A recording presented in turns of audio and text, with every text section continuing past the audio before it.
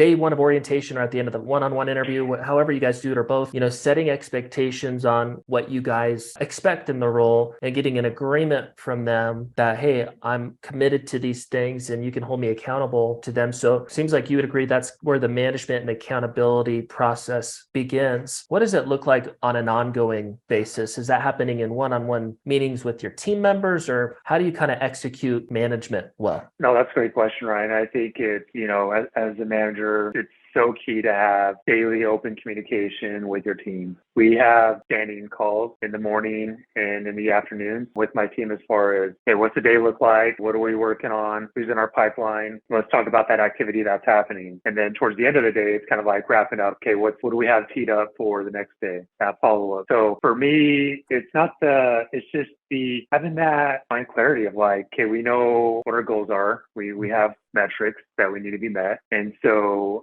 I do weekly one-on-ones with our recruiters, and we just talk about the week. We pull up our numbers and look at our pipelines, see kind of where we're trending as looking at our calendar. Are we going to meet our number for the week? If not, okay, what do we need to do to get that pipeline back full of interviews? And so it's more of like being strategic with those recruiters, being a resource to help them. What's nice is I've created a team where it's kind of like, hey, if someone's a little bit down, like, hey, hands on deck, let's help them out.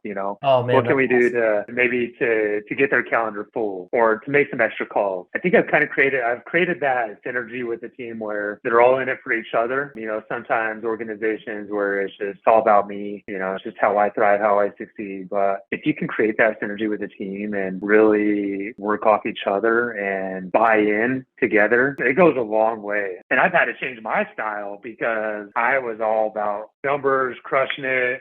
There's how many calls you need to make. Like, yeah, my sales are going to be booming, But when I started bringing in kind of more team members, I'm like, I got to change this. Like, let's be more collaborative. And so I actually have, when we hold meetings, I'm not running it. I'm letting some of my other kind of senior recruiters run it. I'm more of like, hey, like I'll go over numbers and stuff, but they talk about activity, where we're at with jobs, where we're at with candidates, kind of what we need to do to keep those pipelines full. So, I think that's kind of where their buy-in is, right? I have that accountability. We hold accountability as a team together. Like if we're not performing, I think everyone takes responsibility. Like, okay, what can I do more to make sure that we meet our metrics and our numbers? And it's gone far. It's been great. Yeah, man, there's a bunch of good stuff here too. So I want to do a recap because this is such an important topic. This is where a lot of attrition happens with any type of department, including your sales team, is the experience with the leader, the manager. I heard a statistic like a year or two ago from this sales assessment company that 85% of sales managers are not qualified to do their job. And if you just kind of listen to what Frankie just said, he pretty much laid out everything that you need to do the job well. It wasn't this crazy complex thing, but there's some things that he does that he actually cares about doing well that results into him providing a good job experience and a leadership experience for his team. So let's recap on a couple things. First off, he has daily communication. I'm not sure exactly how that happens, but a lot of teams use Slack, right, for like consistent communication throughout the day, like a tech platform. That's just a free tool that you can get everybody in your company involved in, and you can create channels and DM people, and it's just a really good communication platform. He says he starts his day with daily huddles at the beginning of the day, right? This is something that we actually recommend to every client that comes work with SRU is, hey, instead of doing one meeting a week or two meetings a week, let's transition to team meetings, get your team more engaged, get them more excited about the day, provide more value to them, and that's going to naturally increase their production. So he has a way for them to communicate with leadership and team members throughout the day. They do daily sales huddles. He mentioned something at the end of the day. I'm not sure exactly what he does, but at the end of the day, there's something that is clarified by each team member. Maybe it's like an end of day report, if you've ever heard of that, like an EOD. Is that kind of like what you guys do, or like an EOD report, or is that like another meeting? Yeah, it's more of a follow-up, a touch base with each recruiter. It can be a huddle stand-up, but we use Teams quite a bit, so we'll just jump on Teams and cool and just see how the day was. So yeah, that's killer.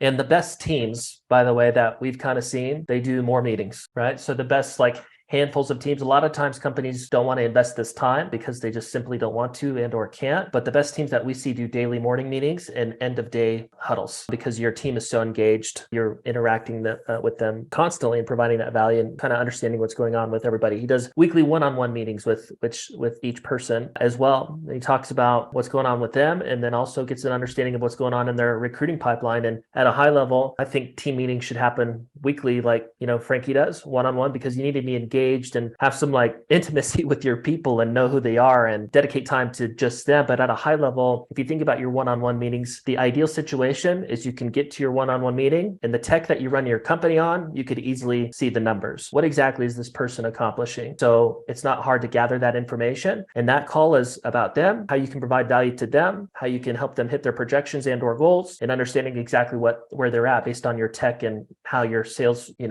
process is tracked, like appointments generated and sits and pitches or whatever it is. But that one-on-one meeting is like, hey, how you doing? What's the good and bad going on, right? Sometimes maybe stuff outside of work is going to come up, but you're building a relationship with them and then getting it back to their job as well and seeing how we can help them accomplish their goals. He mentioned a while ago too that he realized probably that not every person on the planet is like Frankie, where he's just like freaking all day numbers, crushing it type of person. He's like, okay, not everybody's like me. So I need to transition to kind of grinding people in that way a little bit, which is, I think, super, super important. We want to make that, those meetings with, your people about them and what they want and their goals, and not just about what are you doing for the company, if that makes sense. But at a high level, what Frankie does, what I'm hearing is that he leads from the front, and one of the most important things that their organization cares about, which is relationships. So he leads from the front in that area, both with the clients and their internal team. And that has obviously impacted the team members below him, but he truly cares about his people. He's a servant leader. And then on top of that, he has the basic structure, the daily sales huddles, the end of day sales huddles, the one-on-one team meetings. They can track exactly what the recruiters are doing. And then he truly cares and invests into his people. And therefore they have an amazing organization and team. And really that's what management is. It's like, we got our process together on how we do our meetings, provide a good open area for communication, and we care and be the servant leader and build those relationships with our team members and also hold them accountable. But in a nutshell, that's kind of like what makes a good leader. So awesome notes there, Frank. And I would say too, Ryan, that one thing that I've learned just from kind of being in management and having those weekly one-on-ones is like, kind of let your guard down, like be more emotionally involved as far as like just with your recruiters, like